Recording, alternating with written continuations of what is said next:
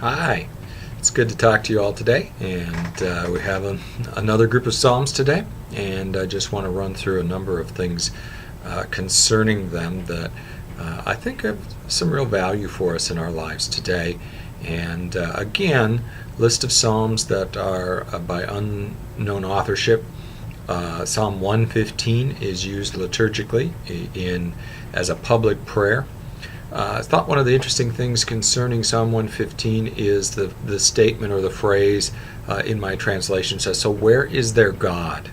And I'm wondering if you can recall, because I know there have been some times even in recent history, where the world asks the question in the midst of something that happens, where is God in all of this? And I was thinking back to a number of things that have occurred, everything from earthquakes to drought to hurricanes, but also tsunamis, 9/11, other kinds of school shootings, cancer in people's lives. It's at that point that people will look at Christians and say, "So where is your God?" And it's difficult to answer those questions. But I think it's important for us to remember, and this psalm helps us to understand that we will have trials and struggles in this world. In fact, there are a number of things, when we think of all the promises of God, there are a number of things that God does not promise as well. And these are things he does not promise prior to Christ coming again. And a number of them would be to resolve all of the evils in the world. Another one would be to remove the devil from his activity in the world. Another one would be to remove the effects of sin, either in ourselves or in the world. None of those did God promise to remove prior to Christ's second coming. And so the next question, that's the first part of the answer that we tell people is, well, God did not say that he was going to take care of those things in this world. This world is decaying. It is dying. It is full of sin. What did God promise then? Well, God has promised to see us through it all and see us to the ultimate victory in heaven. And so that's what God has promised. And he's very active in that work. And much of what we see in Scripture is all about pointing us to Christ and then filling us and helping us each day to remember him, to trust in him, to go to him in the midst of all the struggles that go on in the world. As opposed to what this psalm talked about, idols of all kinds, idols made of wood, idols made of steel, idols of gold and silver, or in our world, idols of money or popularity or power or whatever it may be. I loved verse 8. In fact, when I was reading through this psalm the first time, I just put a question mark after that. Verse 8 said, "And those who make idols are just like them." We tend to become like those things we worship. And I was thinking about that in terms of many times if you watch kids, little boys who idolize an athlete. They'll get their jersey. They'll try to emulate them on the basketball court or in the backyard. How is it so often we tend to worship and become like those things we worship? So if that, and what the psalm says is, if that's what you're going to worship, is an idol that can't hear or see or touch or feel or do anything, then in essence, you end up being nothing. Whereas when we follow the God, the one who has achieved that victory for us ultimately, then we know that even in the midst of the struggles of this world, we have a God who will see us through. And that's the answer. Now, it doesn't make it easier when you go through difficult trials, but nonetheless, it does help to explain them and help us understand them better.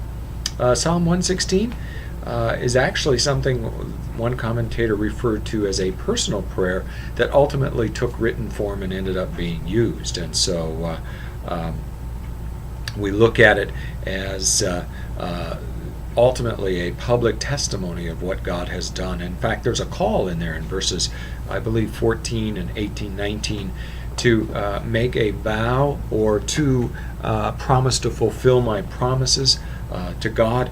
And then it says, in the presence of all the people. And I was thinking how interesting. We don't often think of that, especially us Stoic Scandinavians. Our faith tends to be very private and between just us and God. And in reality, what we see here is that when God acts in our lives, much as I said in my previous post, we have almost an obligation to share it with others, to proclaim what God has done in our lives in a very specific way, and give glory to Him in the presence of all people, that they too may be built up and lifted up. Psalm 117, what a great prayer, for our generation that needs something quick and fast and only operates in 30-second sound bites. That's all I'm going to say about it, but I just thought that's kind of interesting. Psalm 118, I'll just say a couple of things about. It was used during the Feast of Tabernacles, which is the 7th of the feasts during the year, which is an 8-day feast that happens in the fall.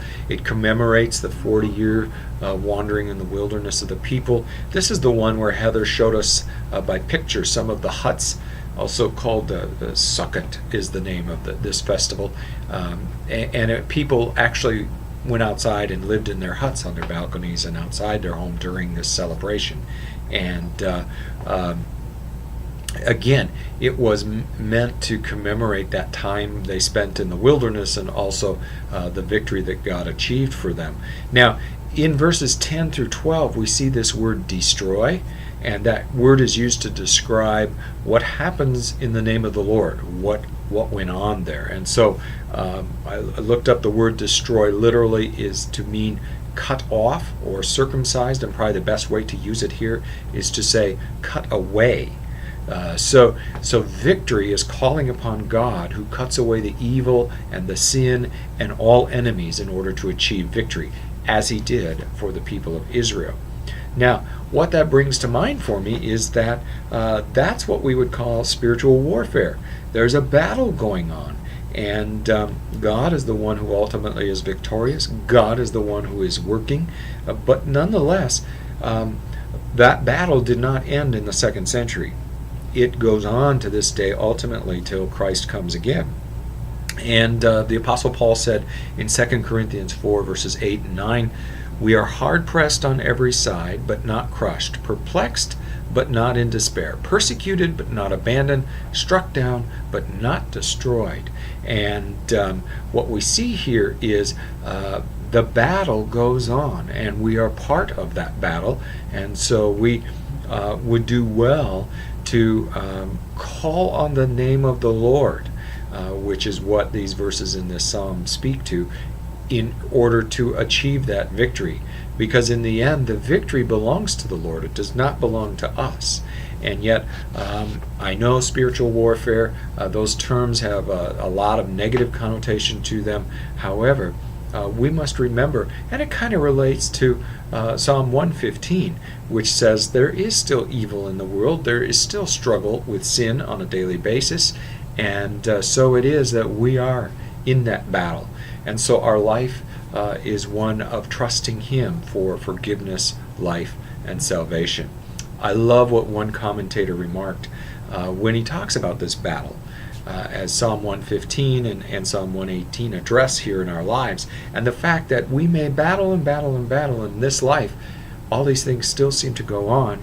This commentator said spiritual warfare, trusting in God and calling upon His name, is being brought to the end of ourselves and learned that victory and the glory go to the reigning Lord alone.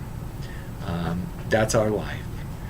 To trust in Him for our forgiveness, for our life, for our salvation, to engage the enemy in the battle by calling on the name of the Lord, and ultimately to recognize that we may end up totally spent in this life, but the victory is ours in the name of the Lord. That's comforting. Hopefully it's encouraging in the day-to-day. And with that, I pray that you continue to fight the good fight. God's blessings to you.